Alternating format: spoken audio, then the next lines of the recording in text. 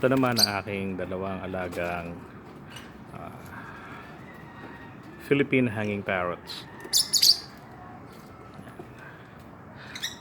Hindi sila kumakain ng kanin na may asukal, gaya ng sinabi doon sa akin sa binilan ko sa Quiapo.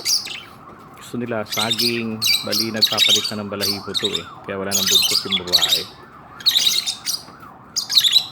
Bali kasama niya yung mga budgies namin na isang pares din. Hindi mo sila nag-aaway. Nakakatuwa lang paggabi matutulog sila nakalambitin. Talagang hanging parrots. Hindi sila nahihilo.